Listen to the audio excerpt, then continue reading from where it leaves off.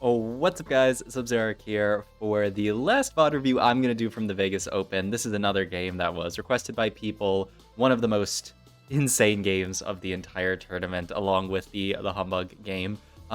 Though this isn't going to be as traditional of a VOD review, it's just going to be one of the talky videos where I'm just going to talk about my entire Vegas Open experience, go through a little recap of all the stuff that happened to me, and also just talk about general thoughts about the format, about checkmate, and that kind of stuff. This game was crazy though, so if you haven't seen it, just watch along with my voice, I guess, in the background. So yeah, I think I'll just start with just talking through what went on in chronological order. I flew in on Thursday because I wanted to not fly in the day of because I was afraid if I fly in the day of my flight gets delayed, then I'm just gonna not be able to play. So flew in the day prior, where they had the pre-party. As I was flying in, I saw all these guys with cowboy hats on, a ton of people in my flight with cowboy hats on, all these people who had like special luggage cases for cowboy hats because apparently there was a rodeo in town, which maybe is why, I don't know how expensive stuff normally is in Vegas, but a lot of like the tables at the casinos were like more expensive, and yeah, I don't know. I guess we were in the same time as a rodeo, which was quite interesting. In any case, I get in, drop my stuff at the hotel, and walk over to the pre-party, which is at the hotel right next to mine, which is actually like really convenient. I walk over there, I get to the pre-party, and honestly, like when you see, well, when I walked into the pre-party, I saw just like this really small area with like 12 PCs, basically like 6 PCs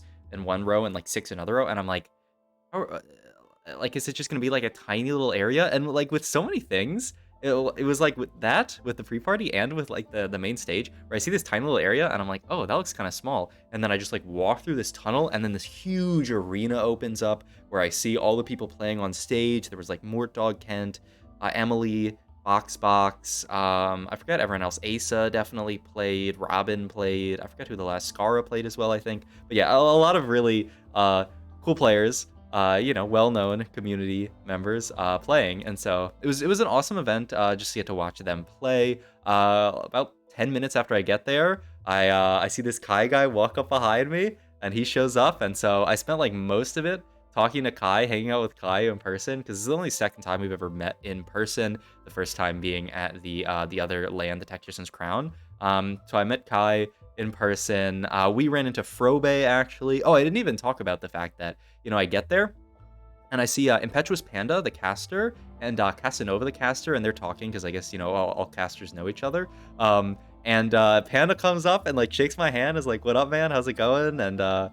And Casanova walks up as well. I think they both, you know, like liked my my Caitlyn play. You know, Casanova's really into the Caitlyn, and I know has watched some of my YouTube stuff before. So it was so nice having these people who are like, you know, huge casters. They casted, you know, the land, coming up and talking to me. It was really cool. So I got to meet them for the first time in person. But yeah, hanging out with Kai.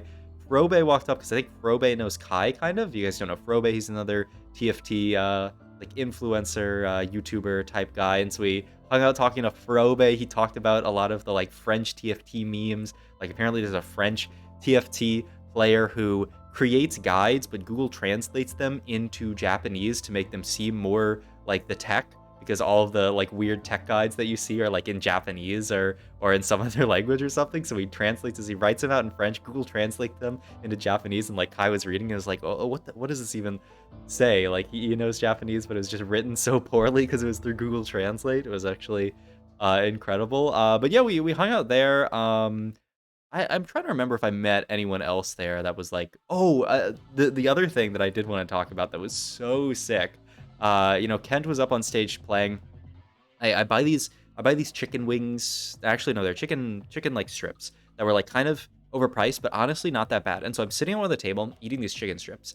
And I'm just sitting there, and someone taps me on the shoulder, and I turn around, and it's Riot Kent, and I'm like, oh, it's Riot Kent, what's up? And he's all like, hey man, I just want to say, like, I watch your videos, I really like your content. And I was like, what? Oh my god, this Riot Kent guy watches, like, so sick that like one of the top people working on TFT watches my video. And you know, like, I've seen him in the patch rundowns and stuff. Like, hearing that, I don't know, that was such an amazing like start to the event, where just Kent walks up and he's like, hey man, I like your stuff. You know, like, Kai and I, we'd had a few people like come up to us and be like, hey, you know, like ask us for pictures. And that was already crazy to me that, you know, people like ask Kai for a picture, ask me for a picture, sometimes both of us. At one point, someone asked Kai for a picture, took a picture with Kai, and then walked away. And Kai was like, ha, got you. He knows me, but not you. And I'm like, this guy.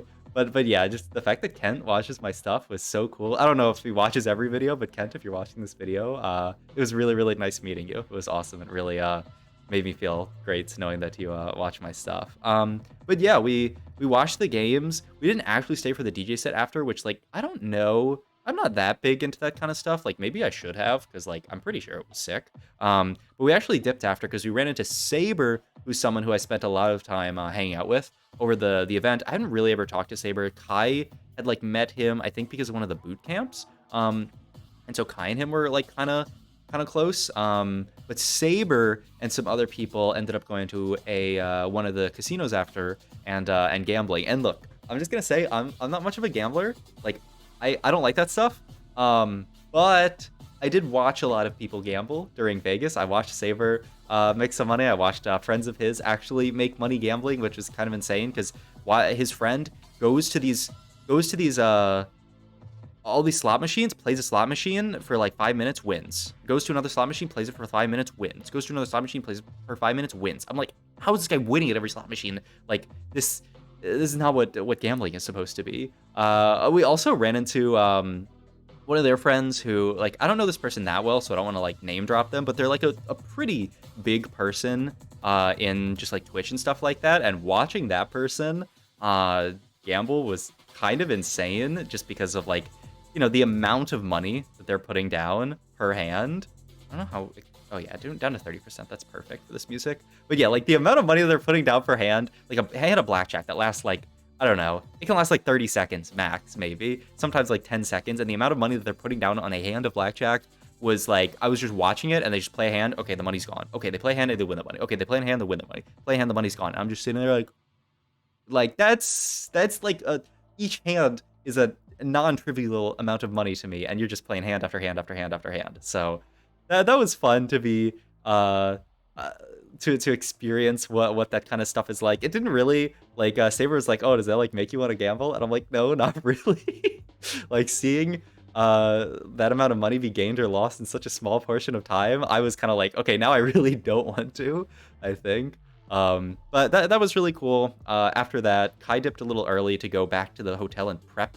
I think he like looked at some VODs and stuff, or looked at the stats. This man sitting at the pre-party, and this Kai guy is like, okay, it's 4-2, corruption or know your enemy. Which do you take? And I'm like, you know, it depends on your spot. If you have a good spot for know your enemy, you take it. And he's like, no, man, corruption's like a 4.8 or something. Which honestly, I looked in the stats afterward and didn't even look like it was true. But whatever, all good. This Kai guy was really studying the stats. In any case, I leave a little bit after that, go back to my hotel because I want to get to sleep for day one.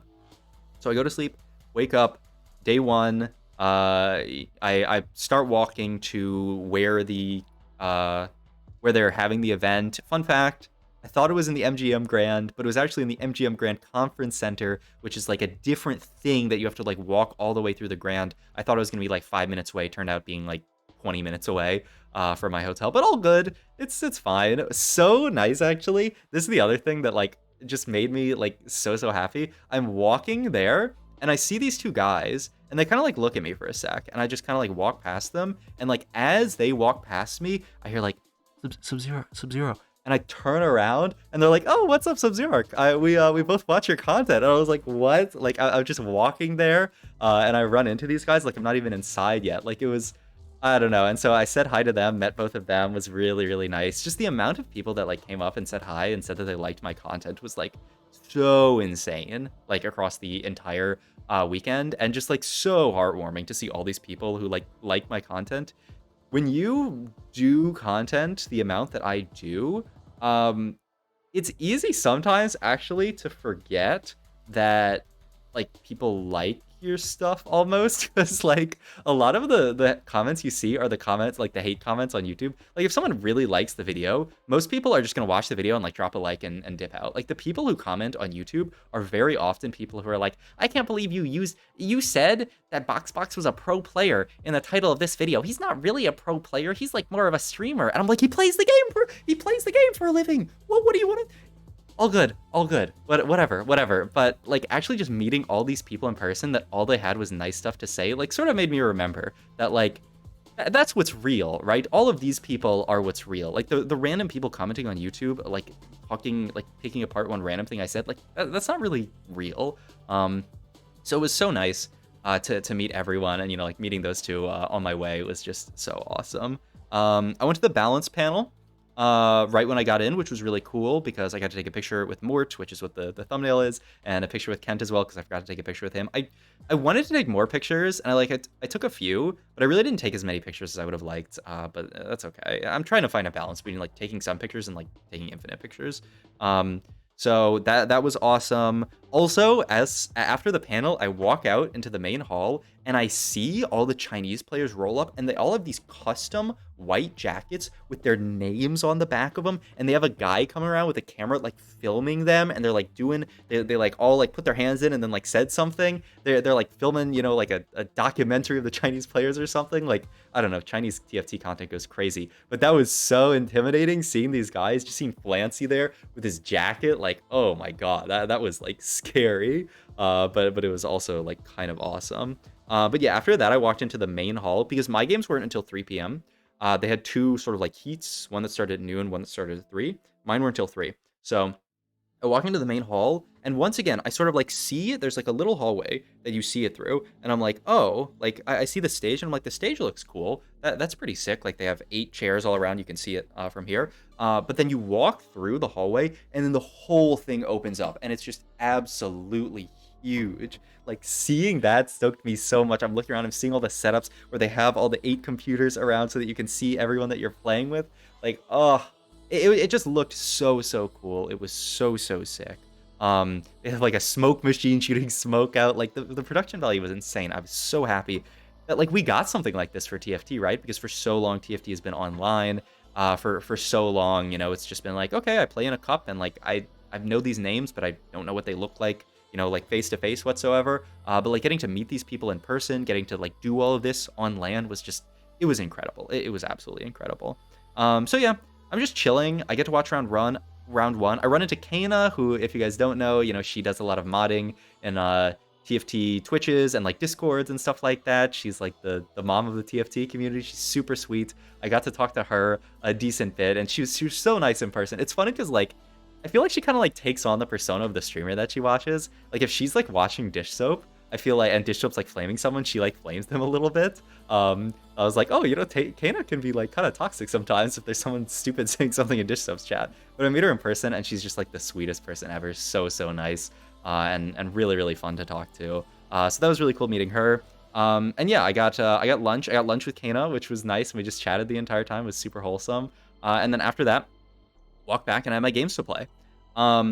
So and Ashmu's face is actually a good it's a good example of what I was feeling when I played my game. So if you guys don't know how my games went, played game 1, and I don't think I played the game that badly in hindsight. I could go back and watch it, but it's so painful. I like don't want to go back and watch it. I felt like I just played a little bit differently because it was in LAN. I've never played LAN before. They give you these noise-canceling headphones, but they're not that noise-canceling, so you can, like, hear people behind you talking, and everybody talked about this, where, like, if there are people yapping behind you, you can hear, like, pretty much everything that they're saying, just, like, a little muffled, which was disorienting for me. I've had Twitch chat yap at me, but it's, like, different to have people in real life yapping behind you, so, like, it threw me off a little bit. I think I played slightly different from how I normally would, but, like, thinking back on it, like, I ended up slamming, like, a divine or a whatever Sunder, the Sunder item, Evan Shroud, and I was like, like maybe I shouldn't have slammed that. And then like I see the rest of this tournament, like everyone's slamming Evan Shroud. It's like the most broken item ever, and I'm like, okay, I was supposed to do that, but I just think I got a little dizzy. I played some lines that I wasn't too comfortable with, and I just messed up in game 1, and I ended up going 8th, and I'm like, oh no, like 8th is all I was saying when I go into the tournament, because you need to play 3 games and you need to be top 4 after those 3 or else you get eliminated. All I was like, in my head, I was like, you know, if I like top 4 the first 2 games, I'm like probably chilling. Like what would suck is if I went 8th the first game. And it's not like I was like thinking about it too hard and like, oh no, I need to not go 8th.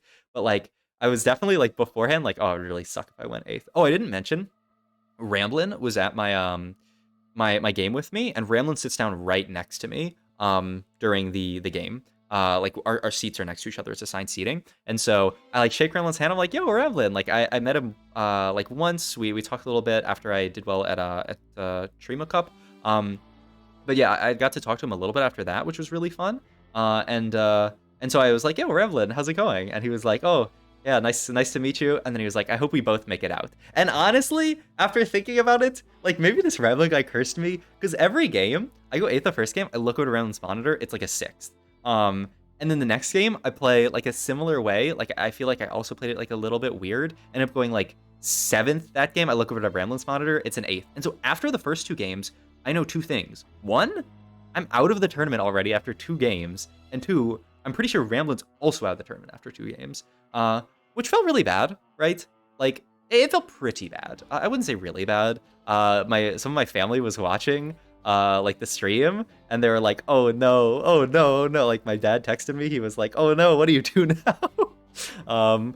But I honestly, like I went into it saying I would really love to make day 2. Day 2, like all I wanted to do was make day 2. Like I had no illusions of like the possibility of making day 3, because like that seems like it's super random, right? But all I wanted to do was make day 2. But I knew, right, they cut 75% of people day 1. The chance of making day 2 was quite low, so I wanted to make day 2. I felt like I wasn't as prepped as I could have been. After like the way that I played in the first couple of games really felt like I was kind of uncomfortable with some of the lines that I played. Like it didn't just immediately like snap all the units that I needed into the comp. I was a little dizzy, and like when you're playing against people who are really tryharding, just like playing really good TFT, you can't be dizzy or you bleed out way too much. So after the first 2 games, I knew it was out. It's so funny because the 3rd game, it's kind of like the effect of like NA players at Worlds, if you guys watch like League of Legends. After the 3rd game, I just played it like, fuck it, I'm going to slam this item, I'm going to play this, I'm going to take whatever augments, and I actually did really well. I think I was actually supposed to win that game, because I get to a really capped level 9 board with like Headliner Jhin with like really good items. And I put him on the same side as a true damage Akali. And I'm like, oh, this Jin's just going to kill this Akali. But the Akali just like one-chops my front line and then walks to backline and one-shots my Jhin. And I lose the fight. And I'm like, why did Akali 2 do that much damage? And that was my first, another talking about prep, that was my first experience actually playing against this like 6 true damage Akali. Like, people were definitely playing it, but I had not seen it too much because like I'd played some games on PvE that people hadn't really played it that much. But this true damage Akali unit, like I was like, this unit's insane. And so I ended up going like 3rd that game. But I think I could have easily gone 1st that game if I played it correctly. And like, I'm sure I could have scrounged like a 4th or a 5th for my other 2 games. So like, I think, like I definitely don't think I low rolled. I'm pretty sure I just didn't play well enough to make it to the 2nd round into day 2, which, you know, is fine. Like, I could play better. It really motivated me to get better at TFT, because I just feel like, you know, I want to put up a really solid performance in games like that, in tournaments like that, and I don't really feel like I can be proud of my performance at Vegas. I know it's a low sample size, and the best players have bad games. You know, it made me feel a little bit better, right? The fact that I was sitting right next to Ramblin, and that Ramblin went out as well. Not that I wanted him to go out by any means. I would love to see Ramblin go, because I love that guy. But it made me feel a little bit better in comparison. I was like, oh, I mean, I'm pretty sure Ramblin's a better player than me, and I lost, so, like, isn't this game all luck, basically? Is what I was thinking. Also, man, this is the final fight, I believe, right? Oh, no, this is the penultimate fight. These fights were so close between Broccoli. And what's crazy about this game is Broccoli's check here. So if Broccoli wins, he wins the entire tournament. It's actually nuts. But yeah, talking about that, I wanted to chat a little bit about the format, because it's an interesting format, right? 3 games, you eliminate people. It's definitely high variance. I would like, for the next Open, which they did announce they're going to do a next Open, if we could have a little bit more sample. But I understand why that like that's very difficult, right? You see here, Broccoli actually goes to like take his headphones off because he thought he won, and then he ends up actually losing because the unit heals back to full. Like, actually so insane. I think we'll go watch the final game as well, because I don't think I've VOD reviewed that one either. I guess it was game 6. Because I have so much more stuff left to say. I guess this is gonna be kind of a long video, because we're 20 minutes in, and I'm like halfway through day 1. But like day 3 is not that long, so maybe it'll be like 25, 30 minutes, whatever. In any case, I want to talk about the format a little bit. I would like a little bit more sample. The struggle is having setups for that many players, right? You need enough setups to accommodate 256 players when half of everyone plays. And, you know, day 1, it was 3 games, and then 3 games, so it was a 9-game day. If they wanted to do something like 4-4-4, then that becomes a 12-game day, and that's just untenable. So I don't really know what the solution is. I would love for there to be... I wouldn't feel that bad. Is it impossible logistically to just do, like... The problem is, like reseeding, right? Like, you could do 3, and then, like, another 3, and just everyone gets to play 6 games, which is what I would like, I would think. Because, like, 6 games I feel like is enough of a sample where it doesn't really come down to variance too much. But I do know that, like, you know, then... I guess if you had to do, yeah, like it's so hard because like if you had to do like 6 and then another 6, that becomes like a 12-game day, which is just really difficult as well. I don't know what the solution is. I do think they did the best they could with the setup they had, right? You know, like the fact that we had 3-3-3 for a 9-game day. Like I think they did the best they could. And they have to cut people aggressively because that's the only way you can make space for all the setups. It just feels bad to play 3 games and be out, you know. Or even like 6 games and be out, you know? Like Setsuko got eliminated day 1, Replay got eliminated day 1. A lot of insane players got eliminated day 1. And like those are players who I know, like Setsuko deserves to be in day 2. Like just straight up. Like I don't know how his games went. Fun fact, I went to go watch Setsuko's games, and the way the setup is, you can, like, people can just walk behind you. There's just a small rope dividing you from the player, and there's just a crowd of people just watching Setsuko's games. It's actually so nuts. Just like all these people IRL, just like watching him. He's like basically streaming IRL. But yeah, like I wish we could get more games in, but I don't know what exactly the solution is. Like if they have to do 3-3-3 again, like 3 and then another 3, and then like those people move on and play another 3, I wouldn't be that mad because at the end of the day, like logistically, how are you playing that many games? Like how are you playing a bigger sample? If people in the comments have suggestions, I'd be down to hear them. But yeah, it's difficult. But overall, I wasn't that upset by the formats. Like it's almost like, I think people know that like this tournament does not select for the objectively best TFT player in the world. And that's okay. It's TFT, like there's going to be some variance. It's not the end of the world if there is like variance added to the format. And like day 2, you know, you have to get to like the top 2 in your lobbies. Like they have to cut people kind of aggressively. I wish there could be another format, but I'm not really that upset about this format at the end of the day. Like I think they did a good job with the time and the space that they had. So yeah, I finish my games. Kai also Kai didn't make it out by like 1 point. I was like far from making it out. Kai did not. Kai was like 1 point away from making it out, so he felt pretty bad because like I think, you know, he knew that he could make it out. He also said on the day before, like if I make it out day 1, I'm going drinking, and I like go like talk to a few people, like look and see how some of the games go. And then I'm walking back, I see Saber, and I'm like, oh Saber, where's Kai at? And he's like, oh Kai left, man. Kai went drinking already, and I'm like, oh, this Kai guy. All right, but Kai was hanging out with a lot of his like IRL friends who like came with him, so I think that makes sense. But yeah, after that, I went to go watch Joe Bookmark play, because Joe Bookmark had a really good round 1, like pretty solid round 1. I think he went like 6-3-1 or something like that, like pretty solid round 1. And then round 2, Joe is positioned in a way that it's actually really hard for me to stand behind him and watch. He's like kind of off to an angle, so I could only like see him from like kind of far away. Like I could barely tell the units that are on his board. Connor is me actually came up and had like a better camera than me, so he took his camera out and like zoomed into Joe's board, and we could like see the units that were on.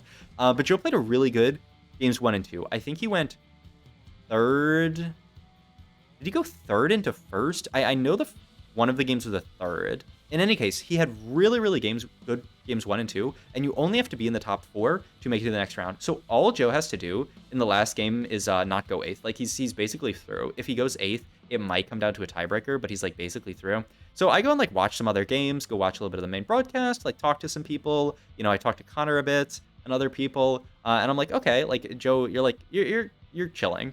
And so I like leave for like 20 minutes. I come back, look at Joe's screen, and it's like stage 4, and he's dead, and he's 8th. And I'm like, what happened? What happened? I'm pretty sure he said that he took like a Lilia Chosen, like a superfan Lilia, and then like never found a superfan and just like bled out Giga hard and just died. And he was like, all I had to do was not go 8th. And so it comes down to tiebreaker between him and another player. He's like looking around all the screens at the other players. He's like watching them and like, oh, I need this person to like go first. And it comes down to tiebreaker between him and one other person. But because he went like top four, and that other person went like fifth, first or something like that, Joe ends up going through on tiebreaker. So we made day 2. I was like, oh, yes, my boy. Like that was like he had to make it interesting, right? He had to make it kind of crazy. After that, I was getting really, really hungry, and I was like, okay, I need to get food. And Joe and like some of the other people that Joe was hanging out with, were talking about getting Korean barbecue, and I was like, oh, I'm so down. Like Korean barbecue would hit so good here. So I ended up going to Korean barbecue with Spetham. I need to remember. Okay, how do you pronounce her name? It's Spetham's significant other. It's like, oh my god, it's like Kayla or a Kala, something like that. So I was gonna go look on Twitter. Okay, but yeah, it was them. A Kayla. I think it's a Kayla. I assume. I don't know. I'm so bad with names. But yeah. Them. Deepay, Pitsy, T-Lides, a bunch of other people. But like a bunch of like good players, and then like people they knew. Like I'm awful with names, so like I'm kind of trolling, but it's all good. But yeah, I was in an Uber with Joe B and Deepay and T-Lides, and I mean these guys just talk about TFT all the time, man. They sit at the table and they talk about TFT in the Uber. They're like talking about TFT. One of them tried to say, they were like, Setsuko hasn't really like popped off in a tourney, and I was like, what about like Worlds? And he was like, oh yeah, like Worlds. I forgot about that. Other incredible anecdote from that night is sitting in the Korean barbecue place waiting for them to give us our table, and they're talking about arcade or 8-bit, and T-Lights is like, wait, arcade is off your entire team's damage, or 8-bit's off your entire team's damage? I thought it was 1 unit. And I'm like, bro, man, please. And then he asks Deepay the same thing, and he's like, Deepay, what counts up the counter for arcade? Or for 8-bit, and Deepay's like, oh, it's the arcade unit's damage, right? And he's like, no, it's your team's damage. And I'm just like sitting here like, bruh. It's like, that's a classic like TFT players don't read thing. Like, to be fair though, I only learned that like a few weeks ago from someone in my Twitch chat, so I don't really have much of a leg to stand on. But yeah, we got Korean barbecue. It was really, really good. I talked a lot to Spetham. It was really, really nice talking to him. Really, really cool dude. Yeah, really, really nice as well. I also loved Joe B. You know, me, Joe B. Like Spetham actually like kind of good with the chopsticks. I'm like medium. Joe B. like about my level with the chopsticks, I would say. But Joe B. trying to go grab something with the chopsticks, and then like him like dropping it and going, I'm a fraud. Like that's straight up TFT brain. Like I don't know what to say about that, but I mean that's completely fine. That's all right. It was just so good hearing Joe B say I'm a fraud. But yeah, other like meme highlights of the night is Joe B getting Spetham to ask T-Lights if he's actually Mormon. Is Spetham like is T-Lights actually Mormon? And Joe's like, yeah, he is. And so it's like, T-Lights, are you actually Mormon? And he just goes, no, man. And he just like shrugs into it. He goes like soju style, just like goes back into his chair. And he's like, so many people came up to me and they were like, are you actually Mormon, dude? Because of the Mormon mode emote. And he lives in like Salt Lake City, right? I mean, that's not a dox because I'm pretty sure that's public information. But yeah, we got food together. It was really, really fun. Also, I'm realizing, holy fuck. This is day 1? Oh, this video is going to be so long. Okay, whatever. Free barbecue. I go home, go to sleep. Awesome. Day 2, I wake up because there's a last chance tournament that I got to play in, where it's basically the same format as... No, it's a different format because they cut to top 2 after 3 games. So I play in this last chance format. I also meet this person who their in-game name is Le Seraphim fan. I ended up hanging out with them a little bit. They do like TFT TikToks and stuff. And I'd met them the day before, and they're in my lobby.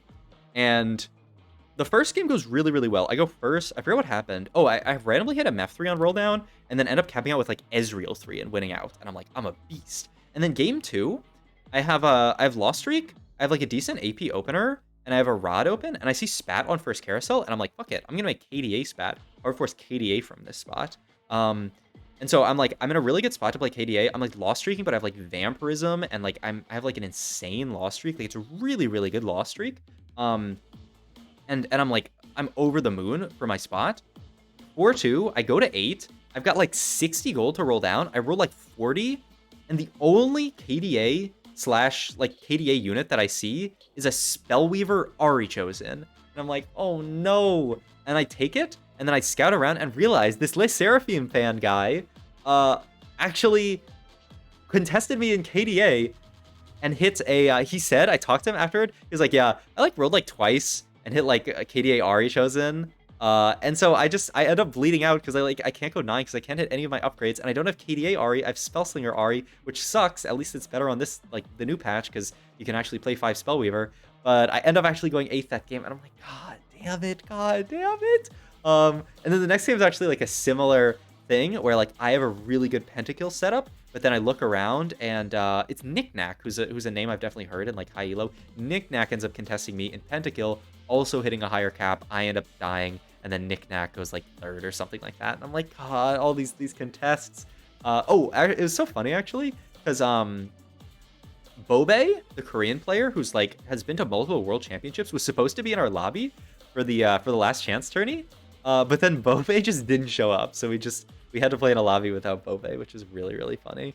But it was fun playing last chance. Like, I think if I had done better in either of the other 2 games, I would have made it to the next round. What actually tilted me so hard is I talked to the guy later, the Seraphim fan guy, and he was like, oh yeah, because he was supposed to play in like round 2 of the last chance tourney, but he was like, oh, I like forgot when it was and I didn't show up. So this guy contests me, takes my spot, and then just doesn't show up to the final. Oh, is this when Zaz is gonna sell his board, by the way? I think so. Like, he gets, yeah.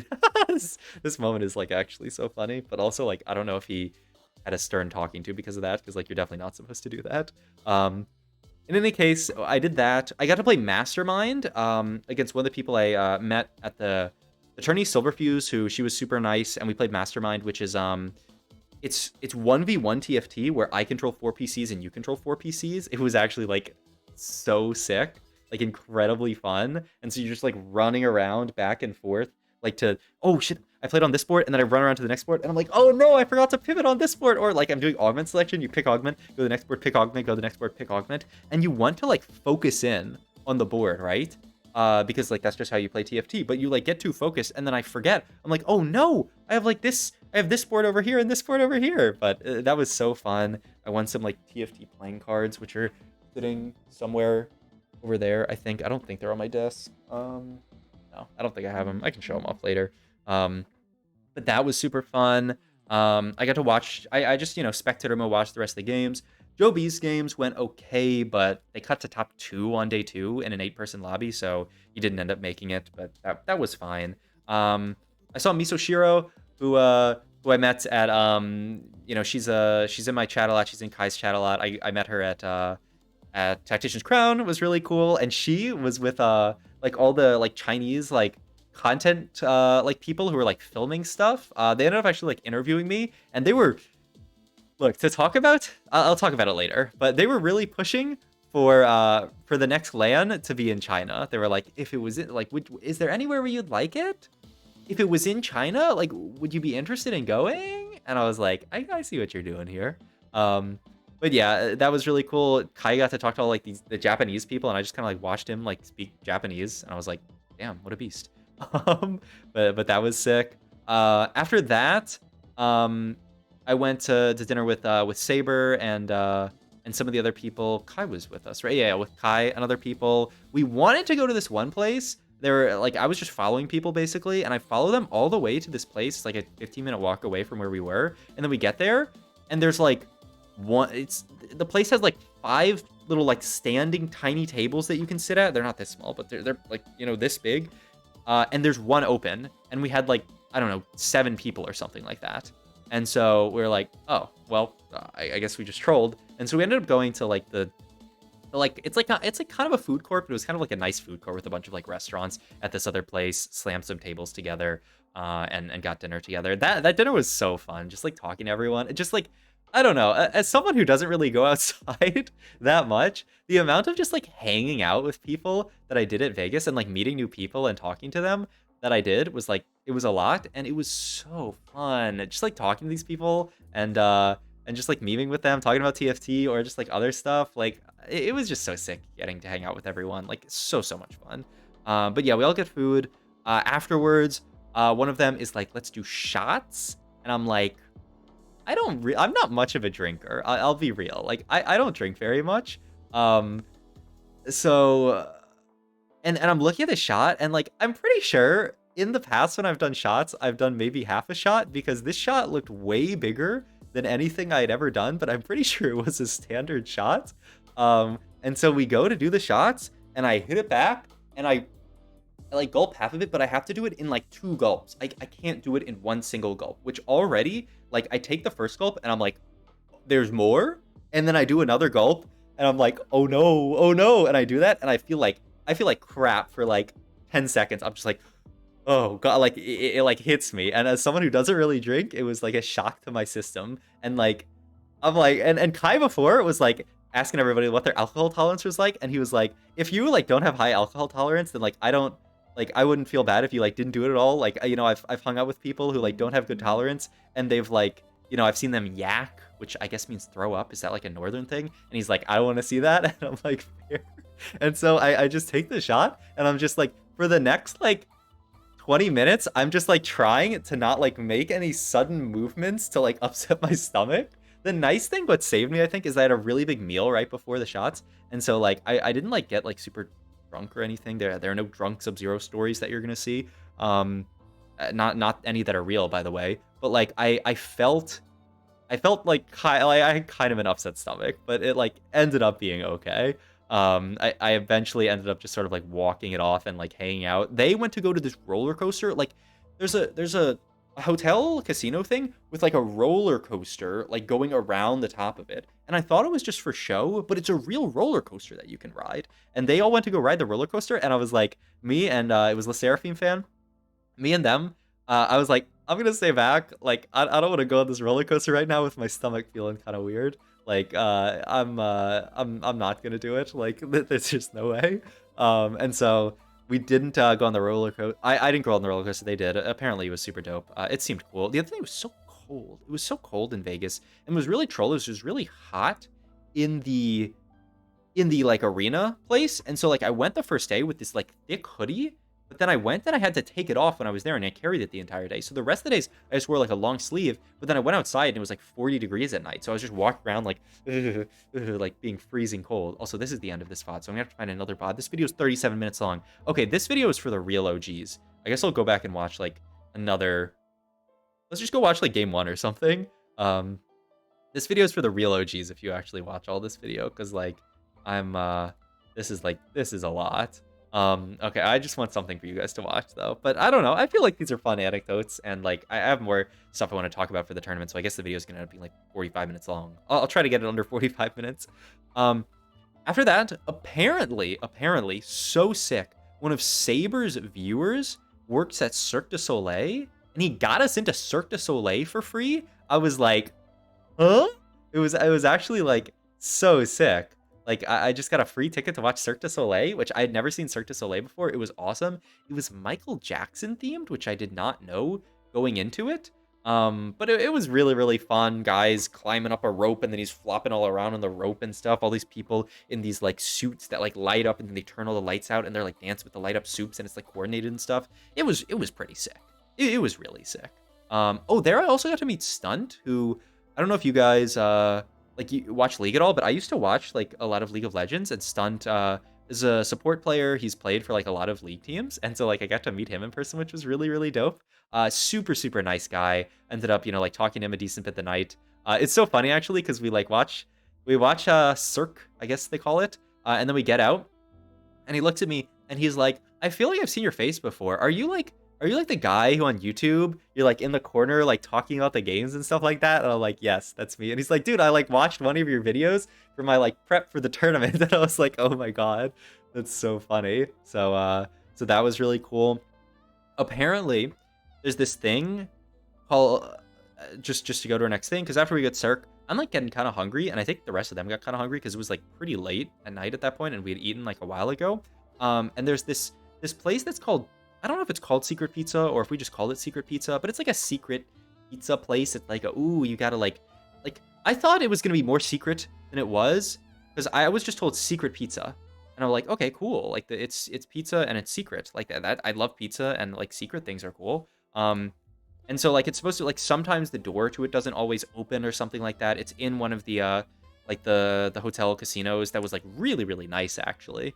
But like we get there to Secret Pizza, and there's a line out the door of like 40 people or something. Like a few people after we got the pizza were like, "Oh, where'd you get the pizza?" And we were like, "Just keep walking that way. You're gonna see the line of people." Like it was Secret Pizza, but it was not very secret. It was really good pizza though. We got a big old pie for everybody, and it was really good pizza. So like I'm not mad, but I was expecting a little bit more secret from the Secret Pizza, but it was basically just a hallway that you had to walk through that was filled with people. But yeah, after that, a few of them wanted to gamble, and so I watched them go play a table of blackjack, and like it was the most gambling experience I've ever seen in my life, where 3 people sit down at a table. All of them just start with $100. They're like, I'm just gonna play $100 blackjack. It's $25 a hand. And so they play, like it's like the 2 on the left of me and then 1 on the right of me. The 2 on the left of me, like every single hand, it's like play, and like, oh, they're just, oh, just barely lose this hand. Okay, I lost. Play another hand. Oh, just barely. Okay, I won. I got a little bit of money back. All right. Okay, play another hand. Okay, I won. Like I'm back to even. Like nice. And the guy to the right of me, other Kai, is Kai Wang. He, every single hand, he flips his card. Oh, 19. Oh, 20. Oh, blackjack. Oh, nice. And just every single hand, he's just winning for free. And he eventually starts like doubling his bets. You know, he was like doing like 25 hand. He starts going to like 50 hand, and just boom, another win. Boom, another win. Boom, another win. Eventually, the 2 people on the left end up just running out of money. They're like, I'm out. I'm out. I'm down to 0. Like I'm done. And then the Kai Wang on the other side, he just keeps winning every single hand, plays it up to like $500. It's 500, then cashes out. Like, it's so funny. They all went in with $100. 2 of them go to 0. 1 of them goes to 500. Like that's gambling for you. But yeah, it's like 3 a.m. at this point. Oh, I also, it's so troll, by the way. I got a DM from Michaela, the person I met at Korean barbecue, and she's like, hey. I'm like, hey. And then she's like, can you add me on Discord actually? And I'm like, okay. And on Discord, she's like, hey. And I'm like, hey. And she's like, and then it's like 3 a.m. and I fall asleep.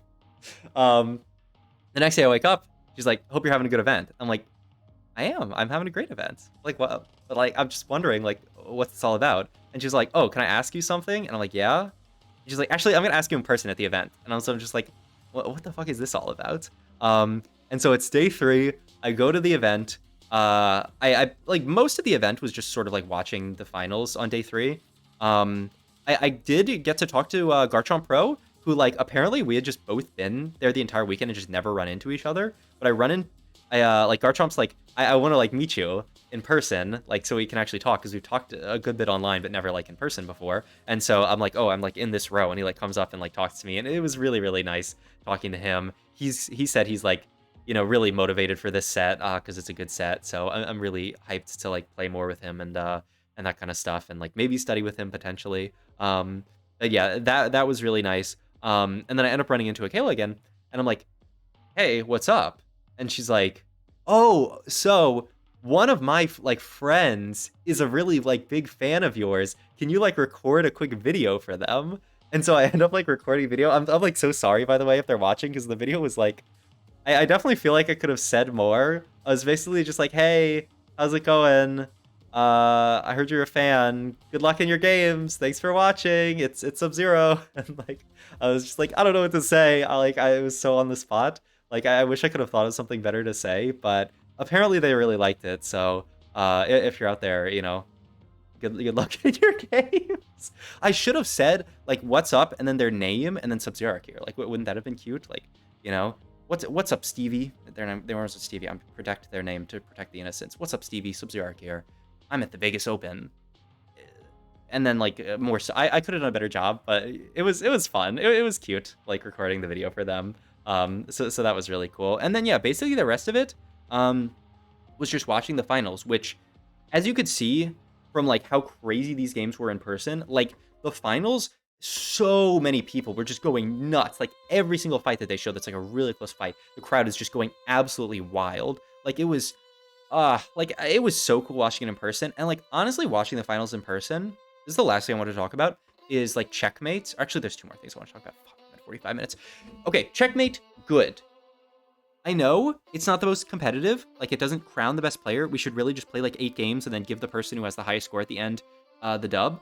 But checkmate was so hype in this tourney that like I cannot say that we should not have checkmate as a format, because it was just too hype. Like that fight in the first game that we watched, where it's down between Broccoli and Kevin Parker. And like if Broccoli is just one auto faster, he wins $100,000, but he doesn't. That is insanely hype. And just everyone having to play for first every game, having so much pressure on their shoulders. Like, it was nuts. It was insanely hype, and like I will defend to death checkmate, because after watching this tournament, because like it was so sick. I don't like the fact that sometimes it can be over in like 4 games. That's like really annoying. But like I don't know. It was too hype. It was too hype to say that we shouldn't do checkmate. The last thing I want to talk about is that they did reveal that they're going to do another TFT Open. And am I going to go to that? I mean, it depends on where it is. It's going to be international, so I should probably work on getting a passport. I should probably get a passport anyway, because I don't have a passport. But they've said it's going to be, they've confirmed that it's going to be international. I would say that I would really like to go. Some people, I know Beppo tweeted that like some people have speculated Macau, because it's like in China, so I think it's I don't really understand the relationship between it and China. It's like it's one of those things where it's like it's an administered region, and like I don't know what the fuck that means. But like it's near China, at least, if not just straight up in China. I don't know the classification for it exactly. But yeah, it's like, like all the Chinese players could go. And China's obviously huge for TFT, so we'd want to be accommodating to Chinese TFT players, I would think. Like that makes a lot of sense. And apparently you don't need a visa to go there, which is a big thing. Hana floated Hong Kong for a similar reason, that it's like in that area, but you don't need a visa to travel there, because like I think to travel into like China, you need a visa. So I think that would make a lot of sense. Garchomp was saying somewhere in like Europe maybe, because like English speaking, it'd be a lot easier, and it's not too far from China. So the London Open or something like that makes a lot of sense. And I'm just gonna come out. I had so much fun at this Open. I would love to go to those Opens. The main thing is just figuring out the financials of it. But like once they release the details, I'll probably set up like a donation goal on Twitch or something to try to raise money. So if you want to get ahead of that, there's a link to the PayPal down below. You can send me a few bucks, or you can super chat on YouTube or on Twitch or something. But yeah, I would really like to go to one of those Opens in another country. I think it would be amazing. So after how amazing this event was, it was so fun, so great meeting everyone. Like meeting so many fans in person, meeting so many like players in person that I've seen their names but never actually like played with. I would absolutely want to go to the next one. So yeah, I think that's everything. 48 minutes. It's under 50 minutes, so that's something. I don't know if anyone's gonna watch this video. If you watch to the end of this video, like, you're the best. I'm gonna send here's a code for $1,000 in RP. ZQR741. I'm sorry, that's not actually real. I have nothing to give you. I'm so sorry for memeing you. All right, I'll catch you guys in the next video. Thank if you watched this, then you're a beast. All right, bye.